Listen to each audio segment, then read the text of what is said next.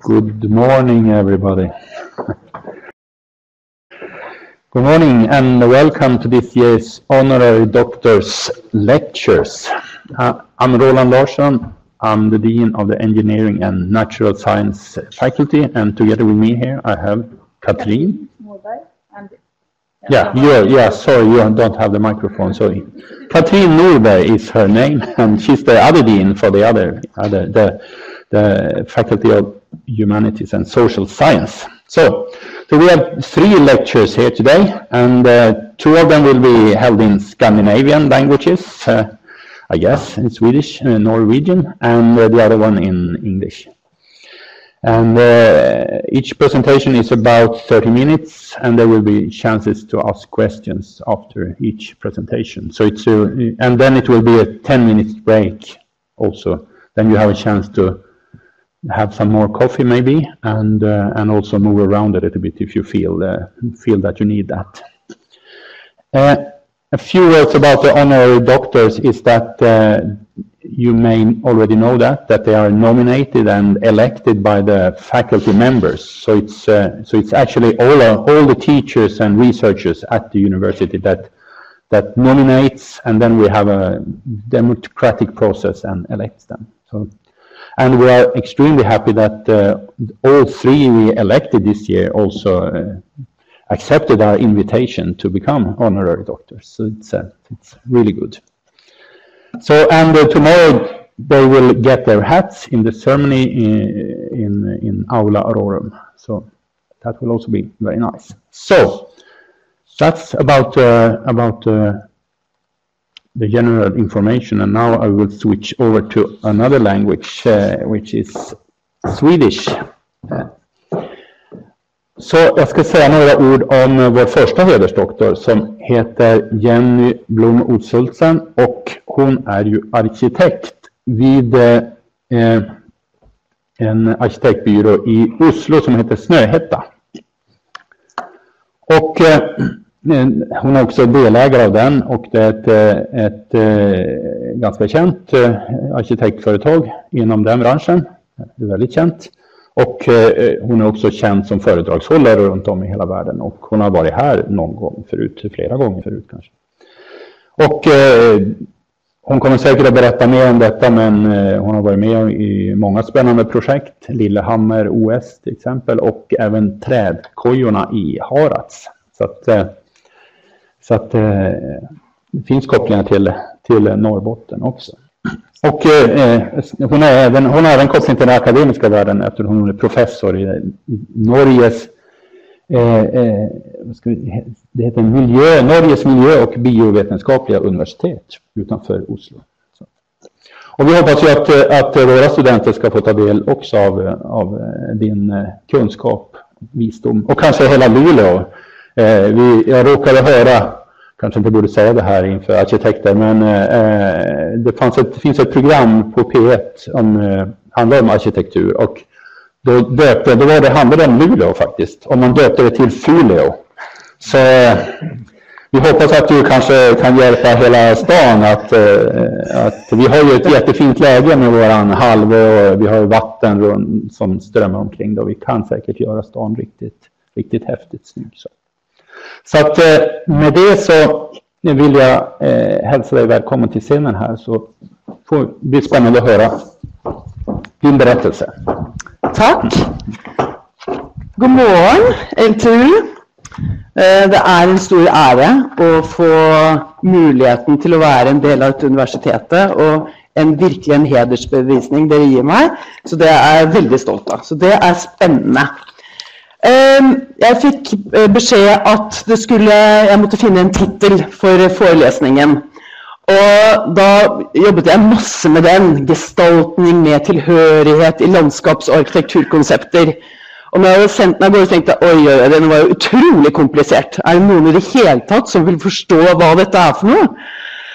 Så tänkte jag det viktiga är faktiskt, jag vill snacka om koncepter i arkitekturen, och fordi jag då i utgangspunktet är landskapsarkitekt. Jag brukar säga att mitt familjenamn är arkitektur och mitt förnamn är landskap. Så det är den tillhörigheten till stedet och hur man jobbar med arkitektur till stedet som är viktigt för mig. Och så tänkte jag, egentlig så vil jeg snakke om 5 grunner til å arbeide med arkitektur. Og det gjør jeg ved å vise eksempler, fordi jeg da en praktiserende arkitekt, og dette helt klart i forbindelse med hvordan vi jobber i Snøhetta. Så tenker jeg at det viktig å sette dette i en større kontekst. Og jeg tenker at arkitekturens samfunnsansvar faktisk å skape fysiske omgivelser, de som skal stå etter oss, og de alle, særlig public realm, superviktige. Og en gestaltningsprosess, det jo på en måte en slags total sammensetning av ideer, inntrykk og data. Man må hente alt dette her, og en konstant uttesting av ideer. Og da må man tolke en kontekst, og når jeg sier kontekst, så tenker jeg landskapet, stedet, alle de historiske lagene, alt som inne i forhold til et fysiske ramme, fordi ofte i arkitekturen så må vi jobbe med fysiske rammer. Og da det viktig å tolke denne konteksten for å finne det skreddersydde og helt klart stedspesifikke konseptet, som forhåpentligvis kan utløse arkitekturen, at man kan se noe spesielt som skaper denne formen. Så samspillet da mellom alle tilgrensende, og da sier vi transdisciplinære fag, altså alle profesjoner, og det gjennom hele prosessen fra start til ferdig bygd, og ikke minst det helt vesentlig at dette påvirker sluttbrukerne. Hvis ikke de menneskene, for det det vi faktisk planlegger for, og det mennesker som på en måte det meste av omgivelsene må forholde seg til. Noen ganger jobber vi kun for landskapet og kun for dyr, men stort sett det menneskene. Derfor som arkitekter vi ansvarlige for å ta denne arkitekturen inn i fremtiden. Vi nødt til å dytte den videre, og vi må se på mulighetene til hva det kontekstuelle i forhold til konseptene kan gi oss som mennesker tilhørighet. Tilhørighet til et sted, og hvis vi kan dytte denne arkitekturen videre, så kan vi kanskje klare å skape hverdagsmagi. Siden jeg har jobbet på Snøhetta i 22 år, og det en interdisciplinær arkitektstudium, arkitekter, landskapsarkitekter, innretningsarkitekter, branddesign, grafisk design, kunstnere og 2 ingeniører. Vi har kontorer mange steder i verden med hovedsete i Oslo og New York, 100 i Oslo og 50 i New York. Og vi en fantastisk gjeng hvor vi alltid jobber i team. Og vi liker å gå på fjellet. Snøhetta navnet på et fjell, og vi liker å gå på tur, for vi jo base i Norge. Og da tar vi en tur, prøver å gjøre det hvert år for å bestige et fjell, for det også med arkitekturen å gjøre at vi må bestige fjell. Jeg tenker at når man i de skandinaviske landene, så skal man egentlig snakke sitt eget språk, og at vi håper at vi forstår hverandre. Men så tenker jeg, kanskje dette nok som norsk kurs, so maybe I should just keep on going in English so everybody can actually understand both the Swedish that don't understand Norwegian and everybody else. So what I'm going to do is actually to talk about how we can do these contextual concepts into show the project. And it's really hard with all the different projects we're doing in Snøhetta that I've been working with. I had to find good examples. So I choose these projects. I've been working very closely, but it's always in a team. So the 5 projects I'm going to talk about is the Paterdas Museum. It's about culture and nature and a dialogue in North. And KAK is a culture center in Saudi Arabia. It's about exchanging ideas and looking to the desert. And it's the reconstruction of Times Square in New York from a road to actually a meeting place. And it's Max Lab 4 in Skåne from the University of Lund. It's a synchrotron, it's a scientific park, and it's really about analog and digital.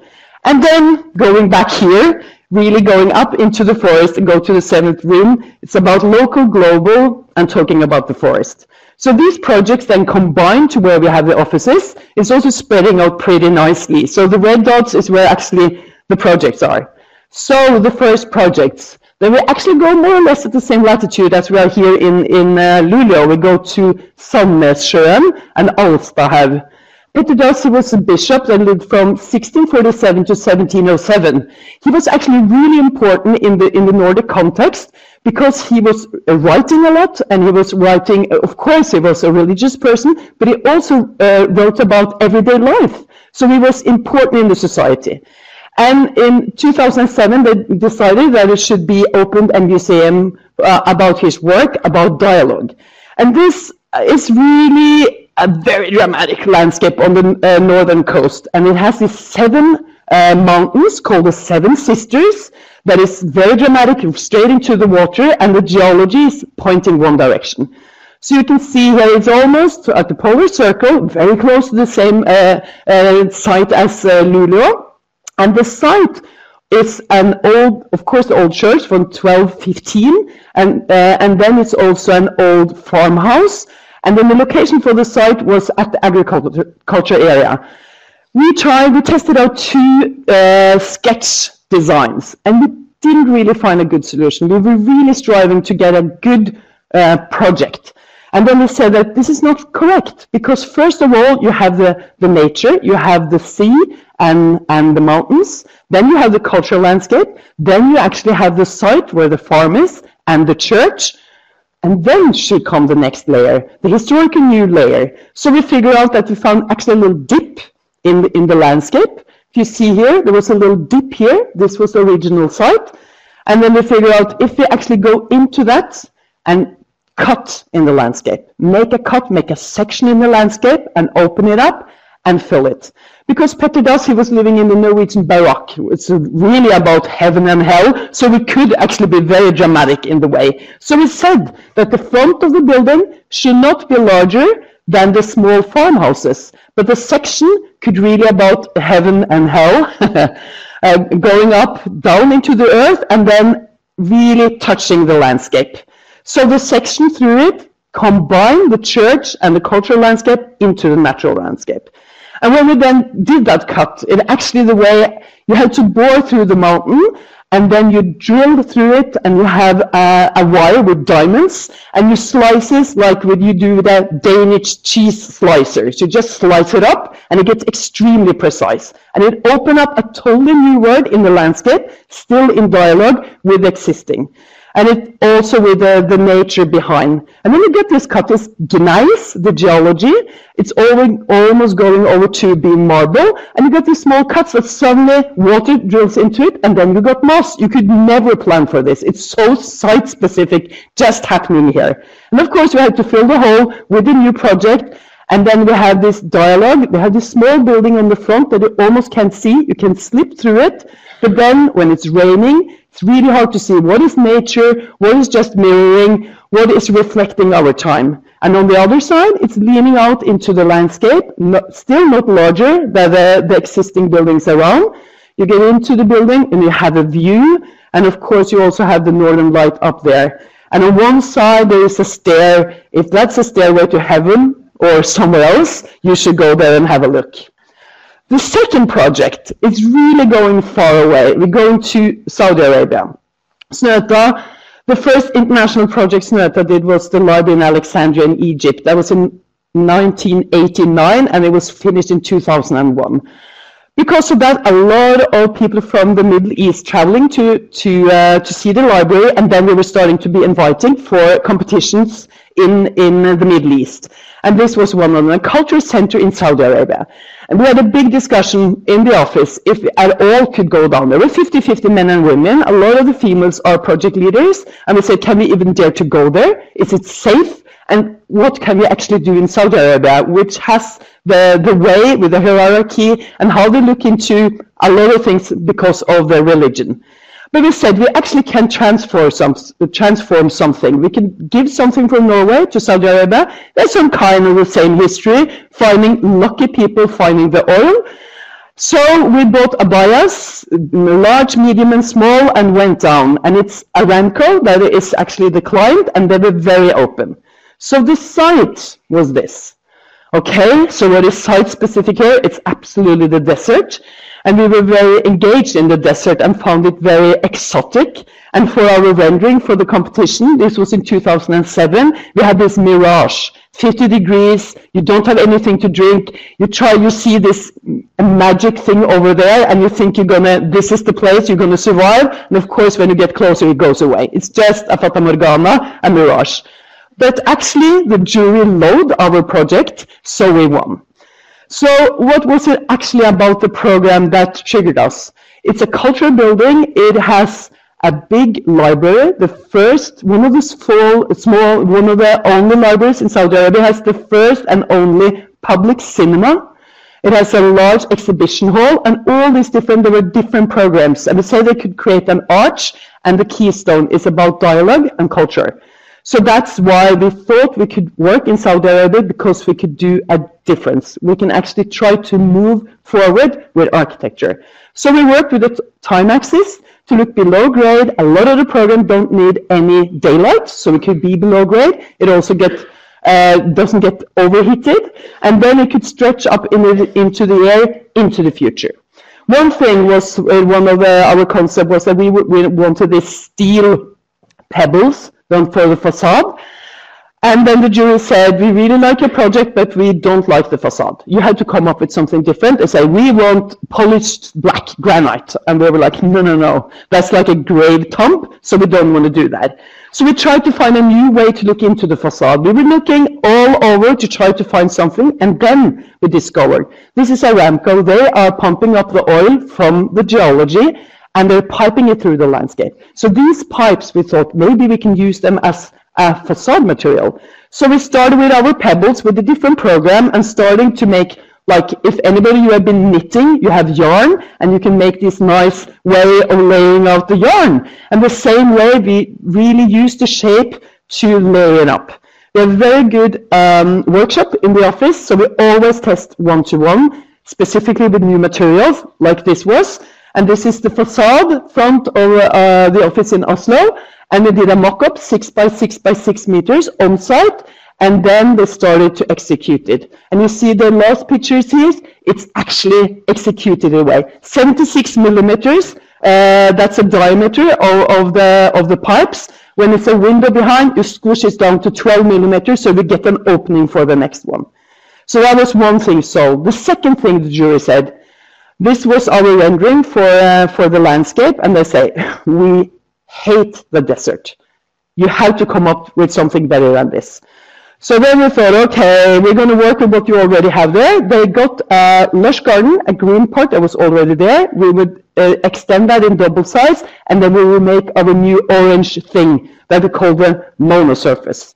So the lush garden together with the monosurface, and then we had maybe the most important in this project was the entrance. It's equal for men and women, or any other kind of sex that could go there. And then it's equal, and it's meeting the lush, and it's meeting the desert. So we were still inspired by the desert, so we said we want to look into the surface movement, how the desert is actually then the geology, and to make these ripples in the sand. And then for a planting concept, instead of importing everything and pump up the water the same way as you do with the oil, they actually should look into plants that actually are from the region and could be sustainable without irrigation.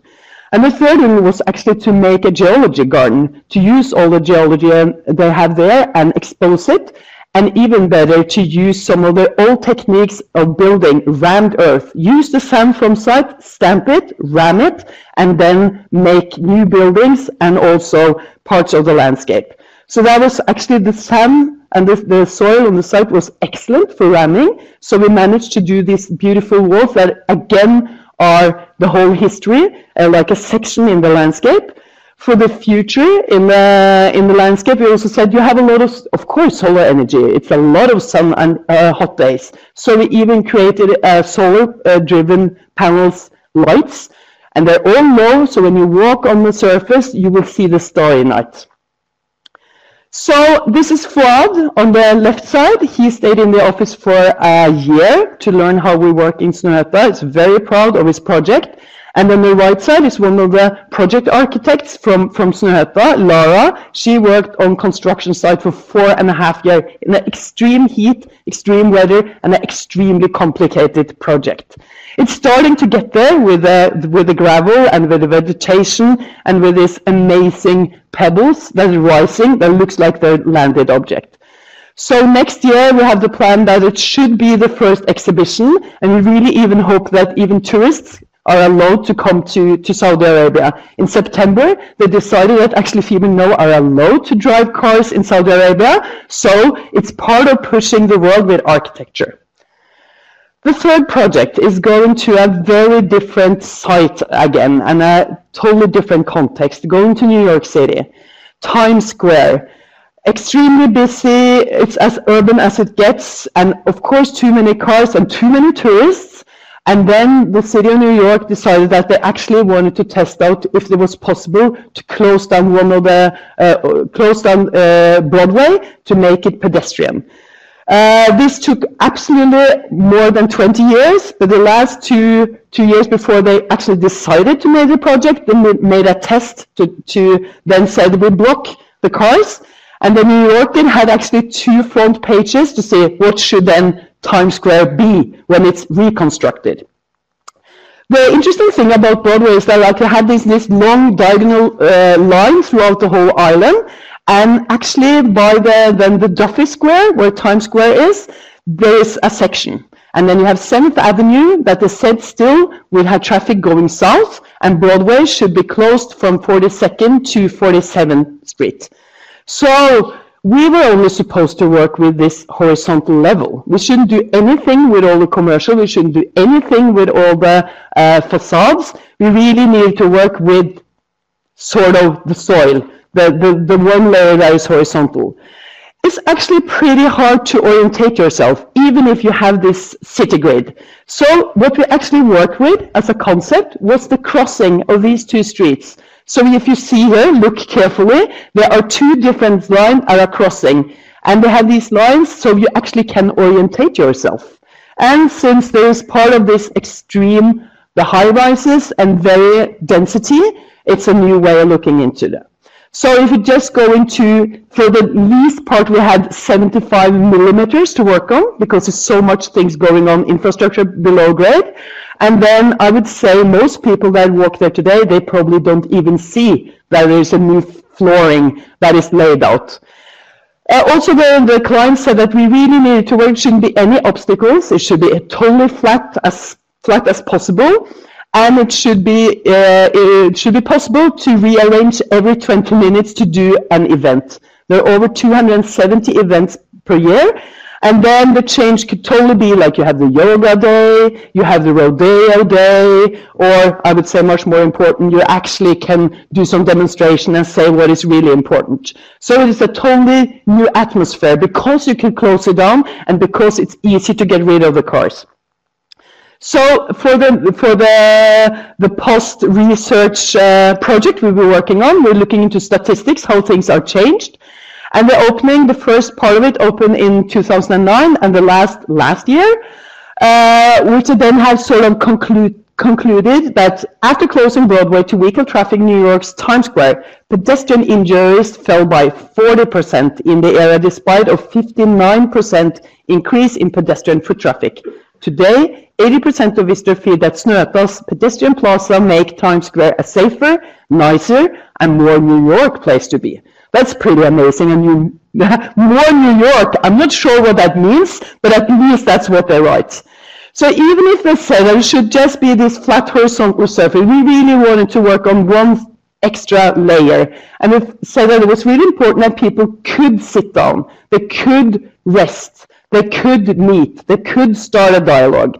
And it's also about the flow, because if there are no places to sit or stop or meet, then you just keep on walking. And we wanted to delay people. We wanted people to stay there. So we made these long, like obelisk elements that also could have all the infrastructure into it. So that's how we convinced the client that they needed it. So for water outtakes and electric power and all that, that's actually inside this. And you have all the secondary seatings that you can use in different ways. And people started to occupy them right away. And of course, there's always a lot of people there. You need to sit close to each other. And then you start to have a different dialogue. And then people really are inhabiting them. Of course, they're starting on Instagram and posting photos, but maybe also they could talk to each other. So it's another way on a dialogue into the city. And even New Yorkers that hated it because of all the tourists now started to go back to Times Square. So the fourth product, we're actually moving to Sweden. First, we're going to the southern part, and we go to Lund. Lund University also has one section that is about they're having a Max Lab. they have synchrotrons, and they decided to make MaxLab 4, which is a very large synchrotron. It's a national laboratory. And we decided to make a science park northeast of Lund, which also the whole area will be in transformation with mixed use. So going to live people there, not just people working. The thing about Lund is like it has this amazing patchwork of agricultural land. I would say this is the food chamber of all Scandinavia, and it's really rich. And then you have the medieval city, and this is on the edge of that. On one side, you can see, and the red dot is actually where the site is, and you see there's two roads. The one road, E22 on one side, because it's an agricultural area and it's very flat, the researchers figure out that if you drive along E22 and you hit the stone, that stone would create a vibration in the ground. And that vibration would then go into the surface where you're actually going to do your synchrotron research. And the thing about this synchrotron, very unscientific explained, is I have a 250 meter long linear accelerator that you sort of heat up the light to almost the speed of the light, and then you send it in a 600 meters circumference ring, and then you take it out in a very, very, very tiny hole where you split atoms to electrons, and then you got the synchrotron light, and then you can start to do research, nano research, food and materials and cancer. Excellent. So if you're going to split an atom into electrons, it needs to be very stable. So it was actually crucial to make it stable. So also the researchers said that, okay, if you have more surface, then less of the vibrations would go down. So we also needed to have cut and fill go in balance, which is like classical landscape architecture. We need to take all the flow, the water, to handle the water runoff, and then take care of that on site.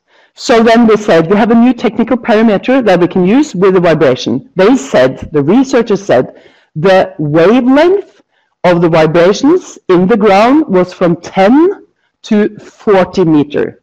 It's really big waves. So we said we can do parametric design with this to use it. So they started to dig out the ground.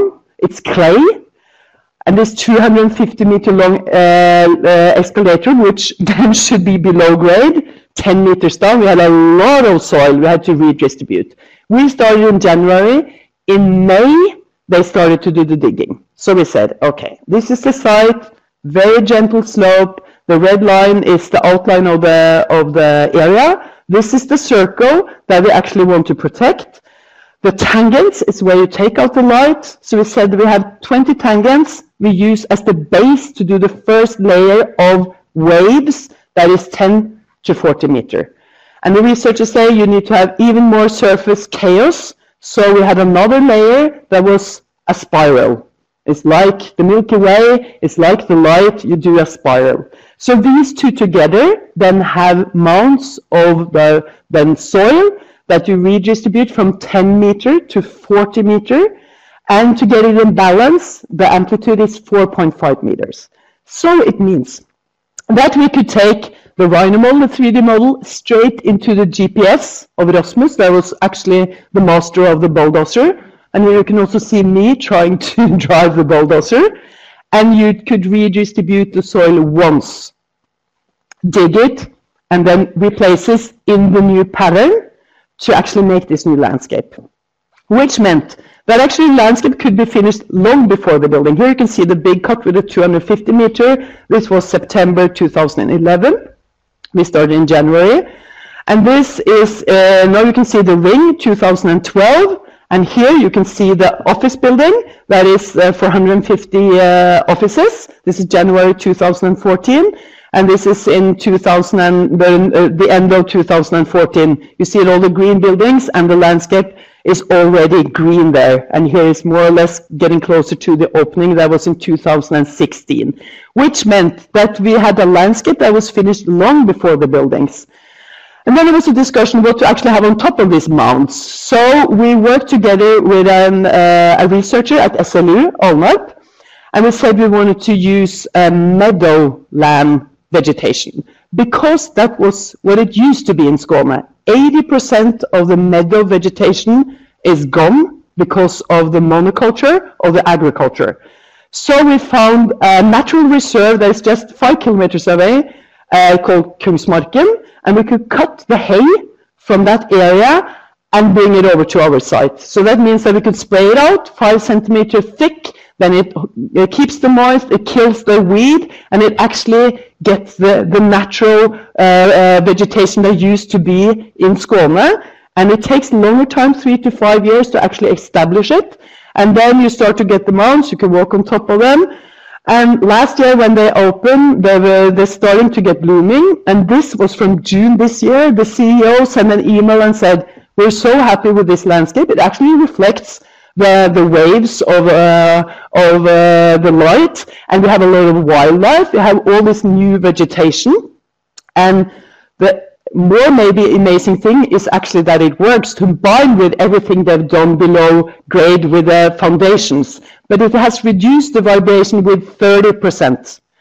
So this roughness of the landscape and the preciseness together then make this new iconic landscape. And Snøhetta, we were just doing the landscape in this project. It was a Swedish architect firm that did the buildings. So the fifth reason, then we go very local. We go here into the forest. We go to Herads, we go to Tree Hotel. This amazing forest that goes all the way along Norway and Sweden, keep on going through Sweden to Finland and to Russia. It's like this really, really long ribbon of pine forest. And there you find Kent and Britta has this amazing project about the tree hotels. And they told us they wanted to make a new tree house. And it has to take from 30 degrees in the summer and minus 40 in the winter. It needs to really look into the northern light. And it should be combined with the existing tree rooms. There are 6 excellent tree rooms. They are all great personalities. And they're all suspended to the trees, so they're all relying on the trees as structure. So when we started to work on it, we had a program from Kent and Britta, and we figured out that, you know, I think we're just going to make a traditional wooden house, trestuga, which we really like in the Nordic country. We need a second home. We need to go to the forest, to the ocean, to the mountain, to relax, to be part of nature. So we said we make a very easygoing wooden structure, but it should be in a very different place. It should be in the tree crowns. So we have to lift it up, and it should not be suspended. The forest should be there left alone, and it has to stand on its own. So we said we had to get it up there, and that like the forest first is the strategy, and then come the second home. So we made a small model, and we were testing out that we wanted to have it very dark, black. It's burned wooden pine planks, which also gets really beautiful in the winter, and it's oiled. It's a Japanese oil technique, and then you don't have any maintenance. And then we need a tree to go through, because we were asked to make a balcony, and we wanted to make this a little bit different. So the program is easy. The 2 bedrooms, there is the lounge that you can see the northern light, and you have, of course, a shower and a toilet. That's it. And then you have the balcony where you have the tree go through. So how do we build this? It's an easygoing wooden structure, about 75 square meters, but it needs to stand on its own. So there are 14 columns that was bored down, and everything should be built on site, and we just raise it up. And that's actually what they did. They had 2 big cranes that was built on site and then lifted in one big lift. Then, of course, you see the underneath of the building. And then we have where we actually the what we call the 6th facade, which is a net, which is balcony, where the tree, the pine tree goes through. And the 6th facade, okay, I should have just have 5 projects, but I have 2 words about the Oslo Opera, because in the program from the Oslo Opera, they said there was no public area. There should just be the building. And then we figured out that there were so many Norwegians that didn't think it was a good idea to spend so much money to build an opera, because they didn't really were interested in opera or culture. So we said, okay, if you don't want to go into the opera, you should be able to go on top of the opera. So we turned the 5th facade, the roof, into a public space. and then everybody 24/7 can walk on top of it. And of course, you also have a public space that could be filled up with people. Like the most crazy was when Justin Bieber were there with 10,000 screaming teenager girls and 50 men. And obviously you can see that this picture is not from that. But you make a new place. So going back to Hedersdoktor, you have the 6th facade because the 5th facade is sold last year. And you can see the underside of a building. So we had a photographer that took a picture of the forest, of the tree crowns, before we start building. And then that was printing on aluminum sheets that is then attached on the underside. It's a black and white photo. And you can see it's almost like the building disappear and you got the sky again. And then on top of that, you have the net that is 2 layers that can hold 900 kilos per square meters. And you have this wonderful framing of the tree. And you have the building that is inside and outside the forest. You sit in, you have a fireplace, and it's white. Everything is like blonde Nordic wooden inside and black on the outside to maximize the light. The 2 bedrooms has a lot of windows to really have the natural light or the lack of light. And we also were really lucky that we could even make a design for new lamps together with Atelier Lyktan, who is producing lamp design for all the tree houses. So then it's the same, it's black on the outside and wooden frame on the inside. It's just birch veneer, and we're in the process to make these. They will actually be ready for the Stockholm Furniture Fair in February, that they will be exhibited.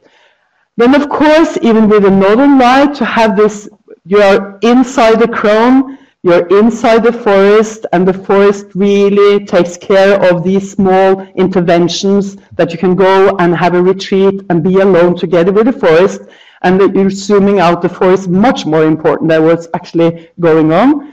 And I think that's also the way I wanted to talk about how we then work with design, about being in a place and to use the landscape and the architecture to actually create concepts. So that's about a way to explain and give you 5 reasons why we should work with architecture. And really important, you should always have fun when you work in architecture, and you have a lot of responsibility to actually make projects that will be our surroundings and in the public realm for everybody. And if they also can make the world go a little bit further with architecture, I think we can make some everyday magic. Thank you for your attention.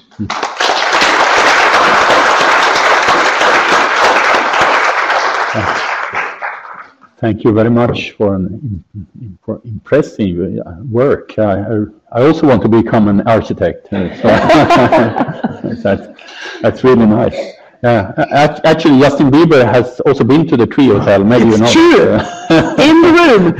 Yeah, in that room. He stayed there, maybe. Yeah. Okay. Perfect. I hope we have a number of questions. You can ask in any language, or at least Swedish, Norwegian, or English. So please. Yep. Birgitta. Yeah. Okay. It's unlimited level of creativity. I'm very much impressed. I'm a chemist actually, but I'm impressed. So what is your next project? Could you? There are always a lot of projects. I mean, since there are so many people working there, there's always a very long list of projects. And that was actually really hard to choose what to show you, to try to get maybe not the most known project, but show the width. So I think also that from the very tiny one to the very large one is part of that. So there's always a long list right now. I don't know, maybe I'm doing 3 competitions, and then architecture takes time. So there are more projects also that go over 5 to 10 years. So it's a very, very large range. Okay, we have Birgitta then.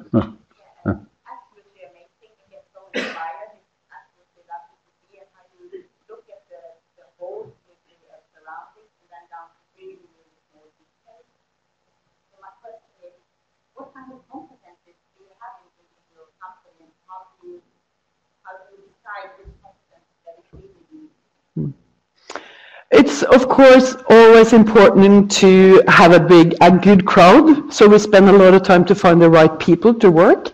And since we're very much interdisciplinary, it's not so important that you are this or that. You just, what you get on the table is important. And what actually is maybe the most crucial is that you like to work in a team. Because we're not named after a person, we're named after a landscape, we're named after a mountain. So if you want to really raise, this is my idea, then you get really unhappy in Snøhetta. So it's always really a team competence, I would say.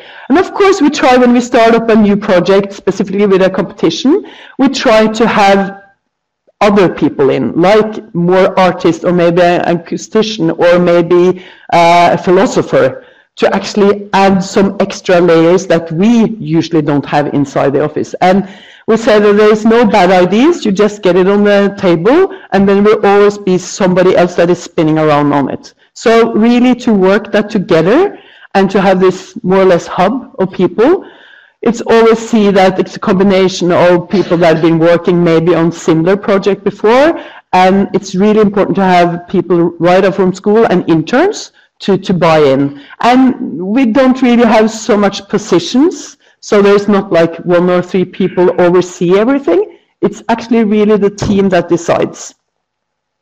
Okay. Yeah, please. Yeah. When I listen at your projects, you a lot talk about geology and the resources when you move across all these contexts. So how do you see, and my question is whether you see like how architecture can like also foster like rethinking of the use of resources. You know, there is a lot of discussion on together like to have like use these resources like in a way that is smart for society. Do you think that architecture has like a sort of like can be a transformational process on this? Absolutely. I mean, if you can add more layers, I always think the project gets better. So if it's possible to get more than just solve the program or just fix this thing. And of course, it also depends about the client. So sometimes we say that, yes, we are risk-taking, absolutely, but we need also to have a risk-taking client that maybe can go out of his or her comfort zone. Because sometimes we are totally out of our comfort zone because we're not really sure what we're doing, and then try to then get other disciplines in to help out or to see totally new projects. So specifically for like engineer team, we think it's really important to get them pretty early into the project. So it's not like, okay, everything is finished and then they come and say, no, you can't do this and you can't do that. So again, to try to get it in an early stage, I think that is crucial to make the possibility of getting further than you thought in the beginning. So, of course, this is also about who is paying, and if there is a willingness of pay to have all these different people in. So sometimes we just need to be smart and to say that, no, this is part of the architectural package you get, and we need to take them on board. Yeah, we have time for one more short question, Christina.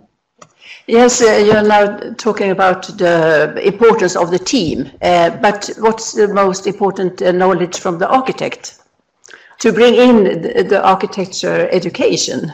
In the education? Yeah, I think it's really important in the education that you both learn the base of what is actually, you can also say, okay, then you have 3 PhDs right there. What is the base of architecture? But then the willingness to test out things, to prototyping, to actually go out and do one-to-one. I think that is crucial, to test out real things, to have also that it's concepts that you can test out all the way. If you have an ability to work conceptual, I think that it's easier and better to push the project longer. So an understanding and not be too much into just to solve the program or to do the right things. I think if you again go out of the comfort zone and test it out and talk with others, don't be alone. I think also we need to push the students so they feel free. They need frames, they need to learn the base, and I always say, As long as you learn the rules, you can always argue that you break them. Okay, thank you. I think that was a very good final statement. Thank you very much. Thank you. Thank you very much. Okay, vi har tid för